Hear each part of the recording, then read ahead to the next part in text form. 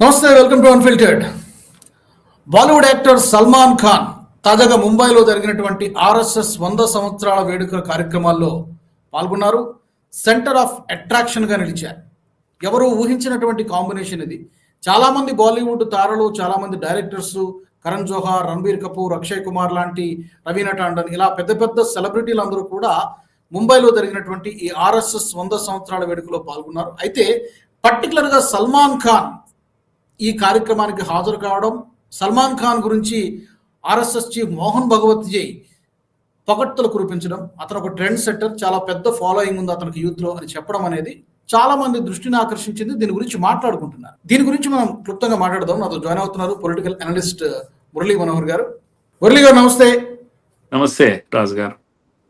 ఇది మామూలుగా సాధారణంగా ఎవరు ఊహించినటువంటి కాంబినేషన్ ఇది. మిగతా సెలబ్రిటీలు అందరూ వచ్చారు, అక్షయ్ కుమార్ వీళ్ళందరూ వచ్చారు, ఓకే. బట్ సల్మాన్ ఖాన్ ఈ కార్యక్రమంలో అటెండ్ కావడము, మోహన్ భగవత్ గారు సల్మాన్ ఖాన్ గురించి ఇతను ట్రెండ్ సెట్టరు, చాలా పెద్ద ఫాలోయింగ్ ఉంది అతనికి యూత్లో అని చెప్పడం ఒక కాంటెక్స్ట్లో మాట్లాడారు. మీరు ఎలా చూస్తారు సార్? లేదు రాజు గారు, ఇది ప్రత్యేకమైన ప్రోగ్రామ్ ఏం కాదు. ఇది దేశం అంతా జరుగుతున్నటువంటి ఒక విస్తృతమైనటువంటి అవుట్ రీచ్ ప్రోగ్రామ్ ఇది.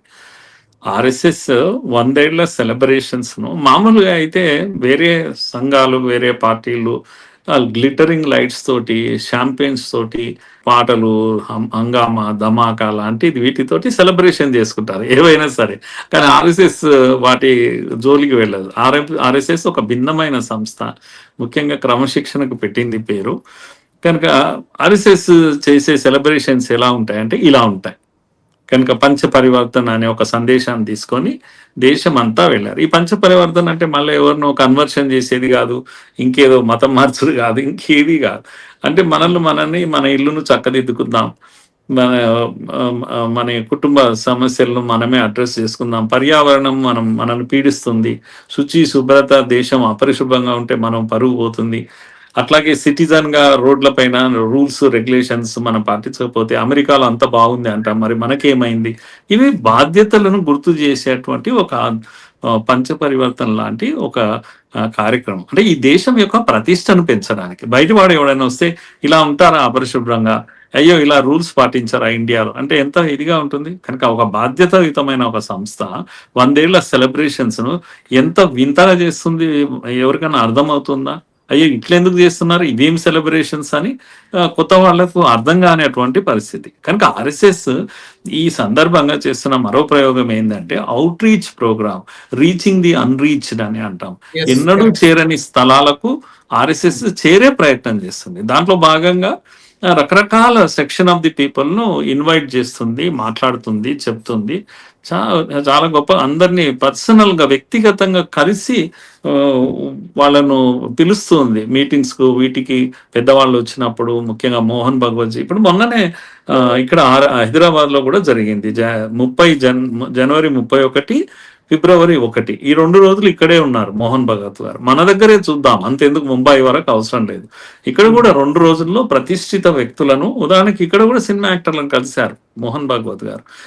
హీరో వెంకటేష్ ఇంట్లో సుమారుగా 60-70 మంది అనుకుంటాను ప్రముఖులు అందరూ వచ్చి కలిశారు, మాట్లాడారు, ఇంటరాక్ట్ అయ్యారు. దీంట్లో ఏముంది, తప్పేముంది? ఇంకోటి, మనం కలవడము, మాట్లాడుకోవడం వల్ల అపోహలు ఏమన్నా ఉంటే పోతాయి కదా, ఒకరినొకరు ప్రాపర్గా అర్థం చేసుకుంటాం కదా. ఈ దేశం యొక్క సంస్కృతి ఏది, డిబేట్ చేయడము, డిస్కస్ చేయడము, ఇవన్నీ కూడా తరతరాలుగా ఉన్నది. గిర్గి లాంటి గొప్ప గొప్ప పేర్లు వింటూ ఉంటాం మనం. పెద్ద పెద్ద సభల్లో జరిగినటువంటి తర్కము, వాద ప్రతివాదాలు, ఇవన్నీ కూడా దీనివల్ల మన అండర్స్టాండింగ్ ను పెంచుకోవడము, తప్పుగా అర్థం చేసుకుంటే దాన్ని వదిలేసుకోవడము, నిజమేందో తెలుసుకోవడము, ఇది ఎప్పుడు పెంచి పోషించింది భారత్ ఎప్పుడు కూడా ఎవరి వాక్ స్వాతంత్రాన్ని తొక్కేయలేదు, మరింత మాట్లాడమని చెప్పింది. మీరు ఒక మాట అన్నారు సార్ మురళి గారు, మీరు ఒక మాట అన్నారు, రీచ్ ద అన్రీచ్డ్ అనేటువంటి మాట. సమాజంలో ఆర్ఎస్ఎస్ పైన ఒక అభిప్రాయం ఉంది, ఒక అపోహ ఉంది కొంతమంది. కేవలం హిందువుల కోసం మాత్రమే పనిచేసేటువంటి సంస్థ అనేటువంటి ఒక అపోహ ఉంది. బహుశా అది తొలగించుకోవడం కోసం ఈ విధమైనటువంటి ఇప్పుడు సల్మాన్ ఖాన్ లాంటి ఒక బాలీవుడ్ యాక్టర్, బాలీవుడ్ స్టార్ ని ఇన్వైట్ చేయడం అనేది కొంతవరకు ఆ తొలగించే ప్రయత్నం కూడా అనుకోవచ్చా ఒక విధంగా? నేను అది కూడా నేను యాక్సెప్ట్ చేయలేదు రాజు గారు. నేనేమంటున్నా అంటే అందరినీ కలవాలి, కలవని వాళ్ళను కలవాలి అన్నప్పుడు తప్పకుండా అందులో ముస్లింలు మీరు అన్న అపోహలు ఇవి ఉన్నాయి. అవును, ముస్లింలను కూడా కలుస్తున్నారు చాలా మంది. ముస్లిం అక్కడే కాదు ఇక్కడ కూడా కలిశారు. ఇక్కడ తెలుసా ఒక సెక్షన్, అదేదో సెక్షన్ వాళ్ళు నాకు తెలియదు, ఒక సుమారుగా ఒక 20 మంది ఇస్లామిక్ స్కాలర్స్, ఒక 20 మంది ఇక్కడికి వచ్చారు, కూర్చున్నారు. క్రిస్టియన్ స్కాలర్స్ వచ్చారు ఇక్కడికి. ఇప్పుడు కాదు, ఇప్పుడు ఇంతకు ముందు కూడా బాంబేలో ఎన్ని జరిగాయి, కేరళలో జరుగుతుంటాయి. తెలియదు చాలా మందికి. ఆర్ఎస్ఎస్ లో ఒక ముస్లిం వింగ్ ఉందని చాలా మందికి తెలియదు. రాష్ట్రీయ ముస్లిం మంచ్ అని, రాష్ట్రీయ ముస్లిం మంచ్ అని ఒక సంస్థనే ఉంది దాని కొరకు. మీరు ఇప్పుడు ఆర్ఎస్ఎస్ అంటే హిందువునే మీరు తప్పుగా అర్థం చేసుకున్నారు కదా. మీరందరూ సమాజంలో ఎటువంటి అనేక పొలిటికల్ నరేటివ్స్ ను మీరు నమ్మకండి, మీరు రండి, దగ్గరికి రండి. ఆర్ఎస్ఎస్ మోహన్ భగవత్ చాలా సార్లు పిలిపించారు. ఆర్ఎస్ఎస్ కు ముస్లిం రావచ్చా అని ఒక ఆయన అడిగారు. అడిగితే నో, రానికి వీల్లేదు అన్నాడు. ముస్లిమే కాదు, బ్రాహ్మణ్ కూడా రావడానికి వీల్లేదు, రెడ్డి రావడానికి వీల్లేదు, ఇలా అని చెప్పేసి కనుక ఒక్కసారి మీరు శాఖలో ఎంటర్ అయ్యేటప్పుడు అవన్నీ పక్కకు పెట్టి రండి, భారతీయులుగా రండి. కనుక శాఖలో ఎవరికి ప్లేస్ ఉంటది అంటే భారతీయులకు ప్లేస్ ఉంటది. మీ ఐడెంటిటీస్ కు ప్లేస్ లేదు. You are all sons and daughters of one mother, that is Bharat Mata. ఇది ఆర్ఎస్ఎస్ యొక్క దృష్టికోణం. ఇంక్లూజివ్నెస్, అందరినీ ఒకటిగా చూస్తే తప్పేముంది? మన డిఎన్ఏ అంతా ఒకటే అని మోహన్ భగవత్ ఎప్పుడు చెప్తుంటారు. మీరు ఈ రోజు ముస్లిం గా మారించవచ్చు, మీరు క్రైస్తవులుగా మారిండొచ్చు, ఇంకేదైనా మారిండు, బట్ మనమంతా కూడా ఈ మట్టి బిడ్డలం కదా, మన డిఎన్ఏ ఒకటే కదా. మారక ముందు ఏంటి మనం? అందుకే ఇది హిందూ సమాజము, భారత్ ఇది హిందూ అనే పేరుతో మనం పిలుస్తాము.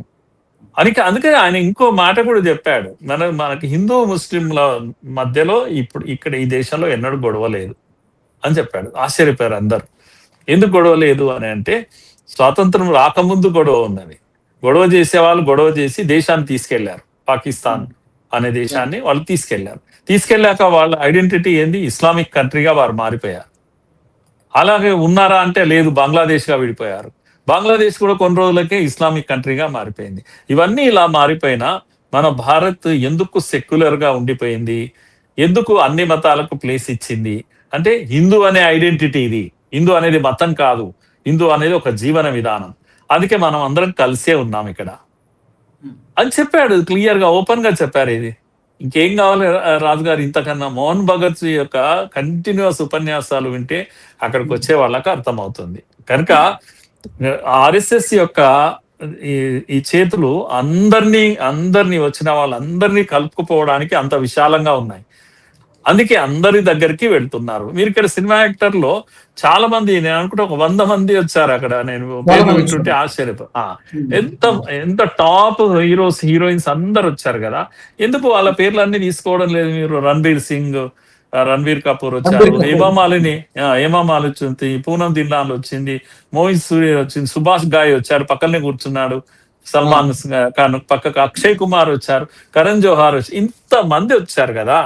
ఇంతమంది గురించి ఎవరేం మాట్లాడడం లేదు. ఇంకోటి రాజు గారు మనం మర్చిపోకూడదు, మీరు మీటింగ్ ఎక్కడ జరుగుతుంది? బాంబేలో జరుగుతుంది. బాంబే అనేది బాలీవుడ్ తీసేస్తే అది బాంబేనే కాదు. కనుక బాలీవుడ్ అనే ప్రపంచాన్ని వదిలేసి మీటింగ్ పెట్టుకుంటారా ఎక్కడన్నా బాంబేలో? కనుక బాలీవుడ్ వచ్చింది, బాలీవుడ్ ని ఇన్వైట్ చేశారు. దాంట్లో కూడా ఎవరికి ఫోర్స్ లేదు, ఇష్టమైన వాళ్ళే వచ్చారు.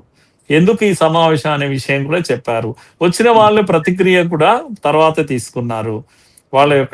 వాళ్ళు ఏమన్నారు? చాలా మేము ఇంప్రెస్ అయ్యాము, ఆర్ఎస్ఎస్ ను మేమేమో అనుకున్నాము, మాకు ఇప్పుడు ఇలాని ఫస్ట్ టైం మాకు అర్థం అవుతుంది అని చెప్పిన వాళ్ళు కూడా ఉన్నారు. ఇక్కడ కూడా మరి 1వ తేదీ ఇక్కడ జరిగాక ఈ రోజే మాకు ఒక రివ్యూ మీటింగ్ అయింది. రివ్యూలో ప్రతిక్రియ ఏంటి, ఎవరు ఏమన్నారు ఏంటి, ఇవన్నీ తెలుసుకుంటారు. కనుక ఇంకోసారి అవసరమైతే కలుస్తారు, వాళ్ళకున్న అపోహలను పోగొడతారు. వాళ్ళు కన్విన్స్ అయితే సరే, కన్విన్స్ అయిపోయినా పర్వాలేదు, ఎవరిని ఏమి అనుకోవడం లేదే. ఒకప్పుడు బాలీవుడ్ కి ఇప్పుడు బాలీవుడ్ అంటే ఒక 15 years 20 years back, 15 years back ఉన్నటువంటి బాలీవుడ్ అంతా కూడా దావూద్ ఇబ్రహీం కనుసన్నల్లో నడిచేది ఒకప్పుడు. ఏ సినిమాలో ఎవరిని తీసుకోవాలి, ఎందుకంటే పెట్టుబడి ఇన్వెస్టర్స్ వాళ్ళే ఉండేవాళ్ళు కాబట్టి ఈ బాలీవుడ్ తారలందరూ వాళ్ళు ఇచ్చేటువంటి పార్టీలకు వెళ్ళడము, అక్కడ డాన్సులు చేయడము, అనిల్ కపూర్ లాంటి వాళ్ళు అక్కడ దావుద్ ఇబ్రహీం కలవడం, డాన్స్ ఇప్పటికి కూడా మనకు అప్పుడప్పుడు మనకు కనబడుతుంది. అప్పటికి ఇప్పటికి ఇప్పుడు ఆ పరిస్థితి లేదు. బాలీవుడ్ కూడా ఇంక్లైన్ అవుతుందా ఈ హిందుత్వం వైపు కానివ్వండి, లేకపోతే ఏమంటారు ఈ సనాతన ధర్మం, ఈ కొంచెం యాటిట్యూడ్ లో మార్పు వచ్చినట్టుగా కనిపిస్తుంది. ఈ మధ్య హిట్ అవుతున్నట్టు దురంధర్ సినిమా చూసాం మనం. 1000 కోట్లు 2000 కోట్ల రూపాయల నేషనలిస్టిక్ అప్రోచ్ పెరిగింది. హిందూ ధర్మం పట్ల కూడా కొంత ఆ ఇతివృత్తాన్ని బేస్ చేసుకుని వస్తున్నటువంటి సినిమాలు కూడా సక్సెస్ అవుతున్నాయి. మైండ్ సెట్ లో మార్పు వచ్చినట్టుగా కనిపిస్తుందా? రాజు గారు, సినిమా ప్రపంచం అనేది ఒక బిజినెస్. అది కంప్లీట్ గా ప్రాఫిట్ మోటివే ఉంటుంది. ప్రాఫిట్ ఉంటే సినిమా తీస్తారు, ప్రాఫిట్ లేకపోతే సినిమా తీయరు. కనుక తెలిసి కొంపలు ముంచుకోరు ఎవరు కూడా. ఎందుకంటే ₹1,00,00,000 కాదు, 100 కోట్లు కాదు. ఇప్పుడున్న పరిశ్రమలో ఒక సినిమా తీయాలంటే 1000 కోట్ల ఖర్చు వస్తుంది. ఇంత ఖర్చు పెట్టేవాడు ఊరికే పెడతారా రాజుగారు? తప్పకుండా రిటర్న్ వస్తేనే పెడతారు. అలాంటిది ప్రజల మనోభావాలు ఎలా ఉన్నాయి, ప్రజల సెంటిమెంట్ ఎలా ఉంది, ఏ దానికి ఆదరణ ఉంది, అది చూస్తుంటారు. వాళ్ళు ఎప్పుడు స్టడీ చేస్తుంటారు, మార్కెట్ను స్టడీ చేస్తారు. కనుక ఇప్పుడు ఉన్నటువంటి పరిస్థితుల్లో ప్రజల్లో జాతీయ భావాన్ని వీటికి పూర్తి విశ్వాసం ఉన్నట్టుగా నేను అనుకుంటున్నాను. అందుకే ఆ సినిమాలకు ఎక్కువ ఆదరణ లభిస్తుంది. దురంధర్ కానుంచి ఇంకా ఏదైనా తీసుకోండి, కేరళ ఫైల్స్, కాశ్మీర్ ఫైల్స్ లాంటివి అన్ని కూడా హిట్ అయిపోతున్నాయి. జాతీయ భావానికి ఎక్కువ ఆదరణ ఉంది కనుక వాళ్ళు సినిమాలు తీస్తారు. ఇందులో ముస్లిం, క్రైస్తవుడు అవన్నీ ఏమీ ఉండవు. సినిమా అనేది ప్రాఫిట్ అంతే. ప్రాఫిట్ వచ్చిందా లేదా దాని ప్రకారం తీస్తారు. ఇది ఒకటి. రెండో విషయం నేనేమంటున్నానంటే, సినిమా ఫీల్డ్ అనేది కమిట్మెంట్స్ తక్కువ వాళ్ళకు. నేను దీనికే కమిట్ అయి ఉంటాను, ఈ సిద్ధాంతానికి కమిట్ అయి అంటే ఇలాంటిది ఏమీ ఉండదు. ఎందుకంటే వాళ్ళకు వాళ్ళ ఫీల్డ్ అలాంటిది. కనుక నేను హిందుత్వవాదిగా సినిమాలో ఒక హీరోగా నిలబడాలంటే చాలా కష్టం. అలాగే ఇస్లామిక్ వాదిగా నిలబడాలన్నా చాలా కష్టం. పాత్రలో పోషించాలి, పాత్రలో జీవించాలి తప్పితే ఇంకో దానికి అవకాశం లేదు. కాకపోతే సినిమాలో వాళ్ళు కూడా తెలివైన వాళ్ళు కనుక మార్కెట్లో, ఇప్పుడు ఉదాహరణకు కాంగ్రెస్ 60 ఏళ్ళు పరిపాలించింది. మీరే ఓల్డెన్ డేస్కి వెళ్ళండి, అమితాబ్ లాంటి ఫ్యామిలీ కానీ, ఇంకా పెద్ద పెద్ద సినిమా హీరోలు కానీ, సునీల్ దత్ కానీ అందరు కూడా వీళ్ళు కాంగ్రెస్ తో ఉన్నారు. పాలిటిక్స్ వచ్చినప్పుడు కంటెస్ట్ చేశారు, గెలిచారు. నడుస్తున్న దాంతో ఉంటారు, గెలుస్తుంటారు, పోతుంటారు. వాళ్ళేమి శాశ్వతంగా ఇక్కడ ఏమి ఉండరు. అలాగే ఇప్పుడు కూడా అంతే. కొంతమంది బీజేపీతో, మోడీతో కలిసి వస్తారు. దీనికి పెద్దగా ఆందోళన చెందాల్సిందేముంది? అదే శాశ్వతం కాదు కదా. కొందరు మాత్రమే ఐడియాలజీ. ఈ అటెండెన్స్ పై కూడా సంజయ్ రౌత్ లాంటి వాళ్ళు కామెంట్స్ చేశారు, మైనారిటీల విషయంలో ఏమైనా ఆర్ఎస్ఎస్ స్టాండ్ ఏమైనా మారిందా అని చెప్పి. ఎస్, చాలా మంది కామెంట్ చేశారు. చాలా మంది, ఒక్కరు కాదు. ఇది అసలు సిపిఎం లాంటి పార్టీ, కాంగ్రెస్ లాంటి పార్టీ, ఉద్ధవ్ ఠాక్రే పార్టీ అందరు కూడా కామెంట్ చేశారు. తర్వాత వార్నింగ్ ఇచ్చారు, జాగ్రత్త, మీరు వాళ్ళ వలలో చిక్కుకోకండి, జాగ్రత్త అని చెప్పేసి వార్నింగ్ ఇచ్చారు.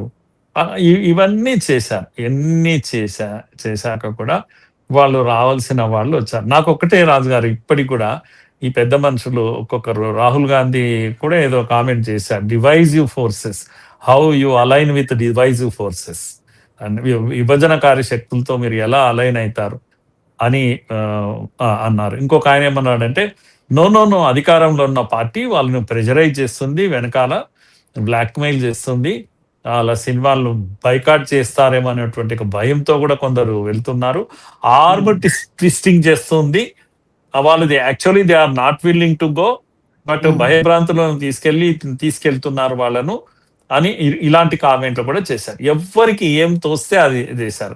నేనేమనుకున్నాను, కనీసం లెఫ్టిస్ట్ మీద వాళ్ళు ఏమన్నా మాట్లాడతారు, వాళ్ళు ఇంకా దుర్మార్గంగా మాట్లాడారు. ఇప్పుడు నువ్వు ఫ్రీడమ్ ఆఫ్ స్పీచ్ గురించి మాట్లాడే వాళ్ళు మీరందరు పొద్దున లేస్తే కనుక ఏంటి, వాళ్ళు మాట్లాడడానికి కానీ వినడానికి కానీ రైట్ లేదా ఈ దేశంలో? ఇష్టమైన ప్లేస్ కు వాళ్ళు వెళ్తారు. ఎవరైనా ఇదేది పిస్టల్ పెట్టి ప్లైన్ బ్యాంక్ లో తీసుకొచ్చారండి వాళ్ళని అందరినీ, ఒక ఇన్విటేషన్ ఇచ్చారు, వాళ్ళు వచ్చారు. వచ్చిన దాంట్లో మీరు సల్మాన్ ఖాన్ వచ్చాడు, మరి అమీర్ ఖాన్ రాలేదు, ఇంకొక ఖాన్ రాలేదు కదా. వాళ్ళు ఏమైనా చంపేశారా? ఎవరైనా చంపేశారా వాళ్ళను? వాళ్ళు రేపటి రోజు బ్రతకరా? ఇష్టమైన వాళ్ళు వస్తారు, ఇష్టం లేని వాళ్ళు రారు. సమయం ఉంటే వస్తారు, కొందరేమో ఇష్టం ఉన్నా కూడా సమయం లేకపోతే రాలేకపోవచ్చు షూటింగ్ లో ఉంటే. కనుక ఇవన్నీ పిచ్చి మాటలు. వాళ్ళు విఘ్నత కలిగిన వాళ్ళు కనుక రావాల్సిన వాళ్ళు వస్తారు, పోతుంటారు. అలా ఎందుకు వీళ్ళే కాదు, ఒక సినిమా యాక్టర్లే కాదు. ప్రణబ్ ముఖర్జీ రాలేదా అండి ఆర్ఎస్ఎస్ హెడ్ క్వార్టర్స్ కు? ఆయన అంత మాత్రాన ఆయన కాంగ్రెస్ మ్యాన్ కాకుండా పోతారా? కనుక ఎప్పుడైనా ఈ దేశంలో వినడానికి, మాట్లాడడానికి స్వేచ్ఛ ఉంది, వాద ప్రతివాదాలకు స్వేచ్ఛ ఉంది. ఈ స్వేచ్ఛను మనం కలిగించాలి. కనుక వాళ్ళకి ఆ ఫ్రీడమ్ ఉంది పిలవడానికి, అలాగే వీళ్ళకి ఫ్రీడమ్ ఉంది వెళ్ళడానికి. వాళ్ళు మోహన్ భగవత్ మాట్లాడతారు, వీళ్ళు వింటారు, లేకపోతే వీళ్ళు మాట్లాడతారు. దీంట్లో తప్పేముంది అని అడుగుతున్నాను. ఎందుకు నిందిస్తారు, ఎందుకు బురద జరుగుతారు, ఎన్నడూ ఎదుగుతారు మీరు? అసలు ఒక స్వేచ్ఛ ప్రపంచాన్ని చూడాలనుకున్నప్పుడు మనుషులను కలవడం కూడా, ఇన్ని రోజులు మీరు ఏమన్నారు, ముస్లింలను దూరం పెడతారు, మీరు ముస్లింలను కలవరు, మీరు ఎన్ని పిచ్చి మాటలు మాట్లాడారు. ఇప్పుడు ముస్లింలు ఒక సినిమా హీరో ముస్లిం వస్తే ఇంత ఆందోళన ఎందుకు చెందుతున్నారు? అయిపోయింది, ముస్లింలు అంతా వీళ్ళతో ఆర్ఎస్ఎస్ తో కలిసిపోతారేమో, మా కొంపలు మునిగిపోతాయన్నంత భయభ్రాంతులకు గురి అవుతున్నారు. ఇన్సెక్యూరిటీ కనిపిస్తుంది అందరి డైలాగ్ లో. ఓకే, ఎనీవే మురళి గారు, ఈ విమర్శలు చేసే వాళ్ళు ఎప్పుడు చేస్తూనే ఉంటారు. ఒక మంచి ఇంటెన్షన్, అవుట్ రీచ్, ఇంకా రీచ్ పెరగాలి, రీచ్ ద అన్రీచ్డ్ అనేటువంటి ఏదైతే ఒక ఆప్షన్ ఉందో, ఒక మంచి కార్యక్రమం. ఇంకా ఎక్కువ మంది జాయిన్ కావాల్సినటువంటి అవసరం ఉంది. వివిధ రంగాలకు చెందినటువంటి ప్రముఖులు కూడా జాయిన్ కావాల్సినటువంటి అవసరం ఉంది, మా సభ్యులు ఉన్నటువంటి వ్యక్తులు, personalities. Thank you very much Murali గారు, thank you very much. Thanks అండి, థ్యాంక్ యూ. మా ప్రేక్షకులు కూడా ఈ టాపిక్ కి సంబంధించి మీ వాల్యుబుల్ ఫీడ్బ్యాక్ ని తెలియజేయండి. బాలీవుడ్ స్టార్ సల్మాన్ ఖాన్ ఆర్ఎస్ఎస్ 100 సంవత్సరాల వేడుకకు హాజరు కావడం పైన భిన్నమైనటువంటి అభిప్రాయాలు వ్యక్తం అవుతున్నాయి. మరి మీ అభిప్రాయం ఏంటి, ఏ కోణంలో మీరు చూస్తున్నారు? తప్పకుండా కామెంట్ సెక్షన్లో పెట్టండి. మనం మరొక వీడియోలో మళ్ళీ మాట్లాడుకుందాం. జై హింద్. ఈ వీడియో మీకు నచ్చినట్టయితే లైక్ చేయండి, 10 మందికి షేర్ చేయండి. అలాగే కామెంట్ల రూపంలో మీ అభిప్రాయాలను మాతో పంచుకోండి. Nationalist hub group of channels ను సబ్స్క్రైబ్ చేసుకుని తెలుగునాట జాతీయవాద జర్నలిజాన్ని ప్రోత్సహించండి. ఈ వీడియో కింద ఉన్న బెల్ ఐకాన్ పై క్లిక్ చేయడం మర్చిపోవద్దు.